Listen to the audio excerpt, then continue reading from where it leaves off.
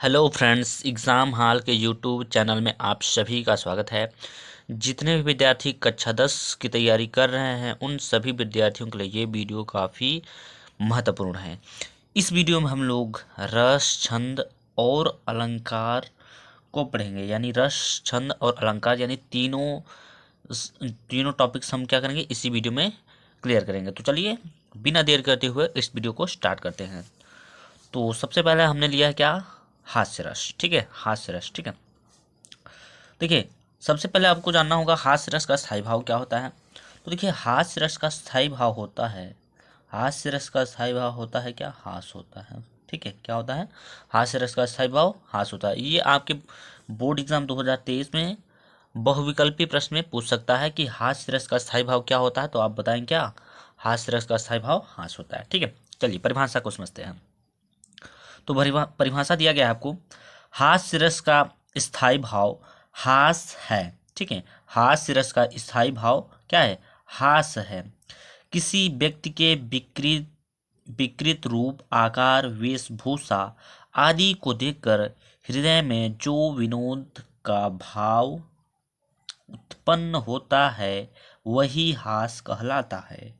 हास नामक स्थायी भाव जब विभाव, अनुभाव और संचारी भाव से पुष्ट होता है तब हास्य रस की निष्पत्ति होती है। तो अभी तो हमने अब पढ़ लिया, आपको समझ में नहीं आया होगा तो समझिएगा। देखिए यहाँ पर बोल रहा है हास्य रस का स्थायी भाव क्या होता है, हास्य रस होता है किसी व्यक्ति के विकृत आकार, यानी कि कोई व्यक्ति हो जिसका जो है वेशभूषा जो है अन्य व्यक्तियों से क्या हो, अलग हो, तो उस व्यक्ति को देखकर हमको क्या आती है, हंसी, मतलब हंसने जैसा क्या होता है हृदय में, मतलब हंसने जैसा एक उत्पन्न होने लगता है। ठीक है, जिसे हम लोग क्या बोलते हैं, विनोद का भाव उत्पन्न होने लगता है हृदय में।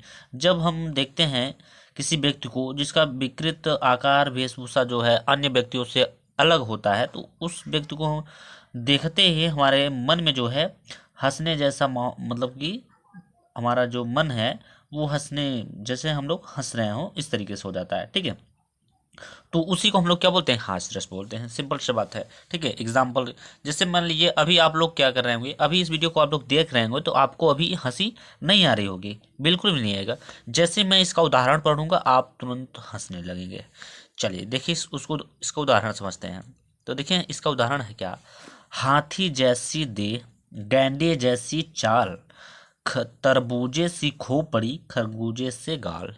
ठीक है, ये काफ़ी बेहतर एग्जाम्पल है। जैसे आप एग्जाम्पल पढ़ेंगे तो आपको आपके मन में हंसने जैसा वो भाई उत्पन्न हो जाएगा। ठीक है, ठीक। तो जैसे आप पढ़ेंगे हाथी जैसे देह, गैंठे जैसी चाल, तरबूजे सी खोपड़ी, खरबूजे से गाल, ये है आपका हास्य रस का उदाहरण है। ठीक है, काफ़ी अच्छा उदाहरण है, आप इसे नोट करके याद कर सकते हैं। ठीक है, फिलहाल इस बार जो बोर्ड एग्जाम 2023 में आपसे ये सब रस, छंद, अलंकार जो पूछा जाएगा उसका केवल उदाहरण ही दिया जाएगा। ठीक है, ये उदाहरण दे दिया जाएगा और आपसे पूछा जाएगा ये जो दिया गया है उदाहरण ये किस रस का है, करुण रस का है या फिर हास्य रस का है या फिर अदर का। ठीक है, तो आप लोग यदि इसे अच्छे से समझते हैं, पढ़ते हैं, तभी आप लोग सही से टिक कर पाएंगे, अन्यथा आपका गलत हो जाएगा। ठीक है, चलिए ये रहा आपका हास्य रस। अब हम लोग चलेंगे करुण रस की ओर। तो ये रहा हमारा करुण रस। देखिए करुण रस की सबसे पहले हम लोग परिभाषा पढ़ लेते हैं, समझ लेते हैं क्या कर रहा है करुण रस। तो देखिए करुण रस का स्थायी भाव शोक है। ये स्थायी भाव आप याद कर लीजिए, काफी पूछा जाएगा एग्जाम्पल में, बहुविकल्पी में पूछ लिया जाता है। ठीक है, पूछ रहा है क्या, करुण रस का स्थायी भाव शोक है। शोक नामक स्थायी भाव जब विभाव, अनुभाव और संचारी भावों से संयोग करता है तब करुण रस की निष्पत्ति होती है। देखिए करुण का मतलब होता है रोना, विलाप करना। ठीक है, जब भी कभी आपको कहीं रोने का या फिर विलाप करने की भाव आए तो वहां पर करुण रस हो जाएगा। ठीक है, जैसे कोई बच्चा रो रहा है या फिर कोई और रो रहा है तो वहां पर कौन सा रस हो जाएगा, वहां पर होता है करुण रस। करुण का मतलब जो होता है क्या, रोना होता है। इसका एग्जाम्पल से आप लोग समझने की कोशिश कीजिए। देखिए एग्जाम्पल यहाँ पर बोल रहा है क्या, एग्जाम्पल में क्या कह रहा है, एग्जाम्पल में दिया गया है जो, मरी खोए भुजंग सी जननी, फन सा पटक रही थी शीस, अंधी आज बनाकर मुझको किया नया तुमने जगदीश। यानी कि मणि खोए भुजंग सीजनी, जैसे कि एक सर्प का जो मणि हो वो खो जाता है, तो वो अपना सर पटक पटक के जो है सर एकदम अपने आप को खत्म कर लेता है। तो उसी तरीके से यहाँ पर दिया गया है, मणि खोए भुजंग सी जननी, फन सा पटक रही थी शीस। यानी कि यहाँ पर बताया जाए आपको, जैसे कि मान लीजिए श्रवण कुमार की जो माता जी थी, उन्होंने क्या किया, श्रवण कुमार को जब वो राजा दशरथ या तीर से मार दिए थे, तो उनके ही विलाप में उन्होंने कहा था ये, मणि खोए भुजंग सी जननी, फन सा पटक रही थी शीस। अब उनके जो पुत्र को, यानी कि क्या नाम था श्रवण कुमार को जब वो तीर मार दिए थे वो, तो उन्होंने ही अपना मतलब उसको एक्सप्रेस किया था।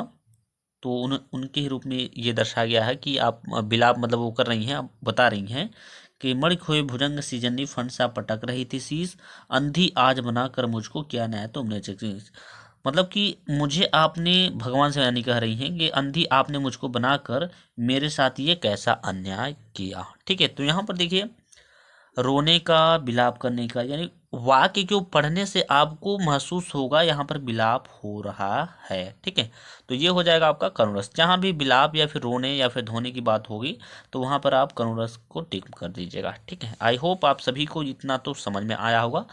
तो चलिए अब हम लोग चलेंगे अलंकार की ओर। ये है हमारा अलंकार। अलंकार में हम पढ़ेंगे सबसे पहले उपमा अलंकार के बारे में। उपमा अलंकार होता क्या है, इसको कैसे याद करें, ठीक है, इसका एग्जाम्पल कैसे याद करें, कैसे होता है, सब समझेंगे। तो देखिए, सबसे पहले हम लोग पढ़ेंगे उपमा अलंकार, जिसका परिभाषा हमने लिखा है यहाँ पर, जहाँ किसी वस्तु या व्यक्ति की किसी अन्य वस्तु या व्यक्ति से समान गुण धर्म के आधार पर तुलना की जाए या समानता बताई जाए, वहाँ उपमा अलंकार होता है। सिंपल सी बात है। यहाँ पर ये कह रहा है, आप किसी व्यक्ति की किसी दूसरे व्यक्ति से यदि आप कंपेयर कर रहे हैं यानी तुलना कर रहे हैं, तो वहाँ पर उपमा अलंकार हो जाएगा। एग्जाम्पल के तौर पे जैसे यहाँ पर दिया गया है, एग्जाम्पल के तौर पे यहाँ पर हमने लिखा है क्या, राधा के चरण गुलाब के समान कोमल है। ठीक है, तो यहाँ पर देखिए, राधा का जो चरण यानी कि पाँव है, उसकी तुलना किया जा रहा है कि किससे, गुलाब से किससे किया जा रहा है भाई, राधा के जो चरण है उसकी तुलना किया जा रहा है गुलाब से। तो यहाँ पर देखिए, तुलना किया जा रहा है, जो जब जब भी तुलना करने की बात आएगा तो वो हो जाएगा उपमा अलंकार। ठीक है, समझ गए बात को। तो ये हो जाएगा, राधा के चरण गुलाब के समान कोमल है, ये आपका हो जाएगा उपमा अलंकार का उदाहरण। ठीक है, आई होप आप सभी लोगों ने इसको अच्छे से लिख लिया होगा और अगली बार आप लोग इसे याद कर ले होंगे। ठीक है, तो अब चलेंगे हम लोग कहाँ, रूपक अलंकार की ओर। देख लेते हैं रूपक अलंकार क्या बोलता है, क्या दिया गया है, कैसे समझेंगे उसको। तो देखिए, समझ गया, रूपक अलंकार, इसकी परिभाषा दिया गया है, जहां उपमेय में उपमान का भेद रहित आरोप किया जाता है, वहां रूपक अलंकार होता है। ठीक है, वहां क्या होता है, रूपक अलंकार होता है। ठीक, उदाहरण समझिए, उदाहरण में दिया गया है, चरण कमल बंदो हरिरा, ये आपका है उदाहरण रूपक अलंकार का। ठीक है, इसका परिभाषा दिया गया है क्या, फिर से पढ़ लेते हैं एक बार। दिया गया है, जहां उपमेय में उपमान का भेद रहित आरोप किया जाता है, वहाँ रूपक अलंकार होता है। यह है उसका उदाहरण, चरण कमल बंदो हरिराय। ठीक है, ये छोटा सा उदाहरण है, इसका आप लोग याद कर सकते हैं आसानी से। ठीक है, तो चलिए अब हम लोग चलेंगे उत्प्रेक्षा अलंकार की ओर। यहाँ है हमारा उत्प्रेक्षा अलंकार, आप लोग यहाँ पे देख सकते हैं। उत्प्रेक्षा अलंकार को पहचानने का एक शॉर्ट ट्रिक भी होता है, कई मतलब जितने भी अलंकार है सब पहचानने का एक ट्रिक होता है। आप लोग कमेंट बॉक्स में बता दीजिएगा, मैं आपको उसका एक अच्छे इस वीडियो में बताऊंगा, केवल ट्रिक बताऊंगा पहचानने का केवल। ठीक है, चलिए इसका देखिए परिभाषा, उत्प्रेक्षा अलंकार का परिभाषा हम लोग समझ लेते हैं।